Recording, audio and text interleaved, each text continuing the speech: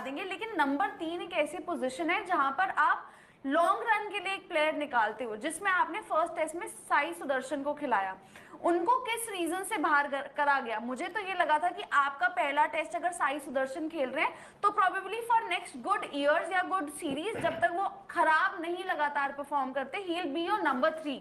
But वो दूसरे test match में ही आपने चेंज कर दिया। वो आई थिंक वो आपको ऑलराउंडर चाहिए था, वो कॉम्बिनेशन की वजह से हुआ। अगर आप साई सुदर्शन को ड्रॉप करके प्योर बैटर लेते ना तो वो नाजायज होता। नहीं, वो ऑलराउंडर लाए थे, वो वॉशिंगटन सुंदर, नीतीश कुमार रेड्डी वो लेके आए एक तो शार्दुल की जगह। हटते ना। नहीं, तो उनको ये लगा अब बिटवीन साई सुदर्शन एंड करुण नायर, मैं वही कर रहा हूँ कि बिटवीन इन दोनों को, साई सुदर्शन के पास तो काफी टाइम है, उनको चांस मिलेगा, बट करुण को अगर इतने रन बना के आप लेके आए हो, एक मैच के बाद ड्रॉप करोगे तो शायद वो कभी टीम में ना आए। तो एक बार उनको वंस एंड फॉर ऑल आप देख लो। साई सुदर्शन तो आपको पता है आपके फ्यूचर है यार, आप उनके पास जाओगे, हो सकता है अगले टेस्ट मैच ही खेले, अगले नहीं तो उसके अगले तो बट मेरा भी यही मानना है कि अगर साई फ्यूचर है and is young, should go with him, why not. इतना सर वैसे टीम किसी प्लेयर के बारे में सोचती नहीं है कि करुण नायर, ओ गॉड, उनको इतना ही चांस मिलेगा। ऐसे तो बहुत प्लेयर्स हैं जिनको चांस कभी मिला ही नहीं है। पर हम अगर वो ड्रॉप हुए होते ना करुण नायर, मैं आपकी बात से भी सहमत हूँ, साई सुदर्शन ड्रॉप हुए तो हम बात करें, अगर करुण नायर ड्रॉप हुए होते तो शायद हम ये भी बात कर रहे थे, क्या यार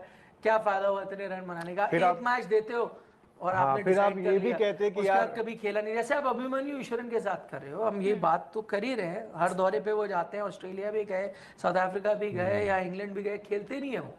उनकी स्लॉट खाली भी होता है, उनको चांस नहीं दिया जाता, उनकी जगह आप मेकशिफ्ट ओपनर बनाते हो, मेकशिफ्ट नंबर 3, तो उस लिहाज से आई थिंक उनको चांस दिया। बट इसमें ना ये वाली बात ठीक है कि आपको अगर साई सुदर्शन पहला मैच खेले थे तो साई सुदर्शन को एक लॉन्ग रन मिलना चाहिए था। बट अगेन जो खुशी कह रही है कि क्यों ऐसा नहीं हुआ, वो तो टीम मैनेजमेंट का कॉम्बिनेशन वाली बात थी ना कि हम किस कॉम्बिनेशन, आपको वो चाहिए था। आपने उनको नंबर 3 करा और नीचे आपने ऑलराउंडर एडजस्ट करा। आप करुण नायर बाहर करते, नंबर 3 जो था उसे खिलाते, ऑलराउंडर एडजस्ट करते, ठीक है।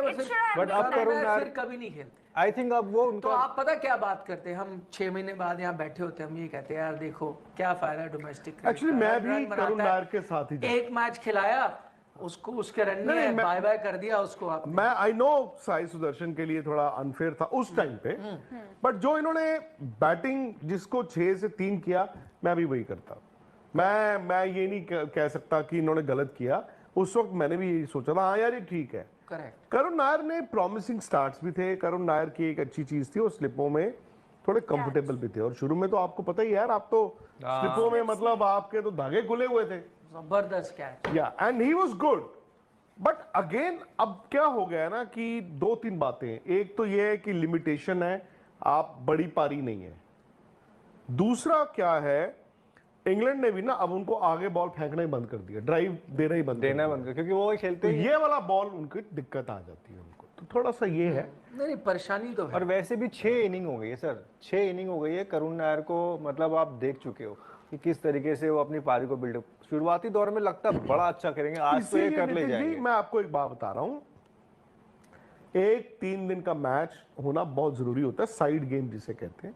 प्लेयर की कभी लॉस ऑफ फॉर्म होती है, वो बंदा आता है, वो साइड मैच में 100 बना देता है।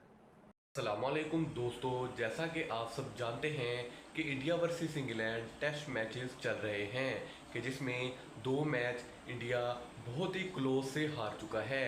लेकिन आज का टॉपिक ये नहीं है कि मैनचेस्टर में कौन सी टीम डोमिनेट करेगी और कौन सी टीम हार जाएगी।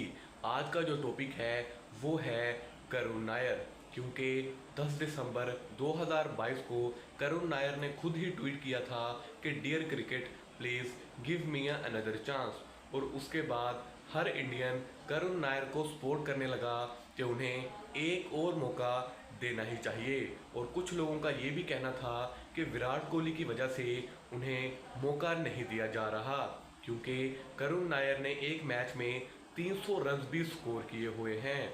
लेकिन उसके बाद करुण नायर को India versus England test series में मौका दिया जाता है। पहले तो साई सुदर्शन पहली इनिंग्स में खेलते हैं, लेकिन वो अच्छा परफॉर्म नहीं कर पाते और उन्हें बाहर करके 3 नंबर पर करुण नायर को खिलाया जाता है। लेकिन करुण नायर खेलना भूल चुके हैं।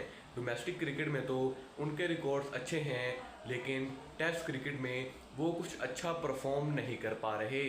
उस 300 के बाद करुण नायर का हाईएस्ट स्कोर जो है वो अब तक 40 है, क्योंकि सरफराज खान, साई सुदर्शन जैसे प्लेयर बाहर बैठे हैं, उन्हें मौका नहीं दिया जा रहा।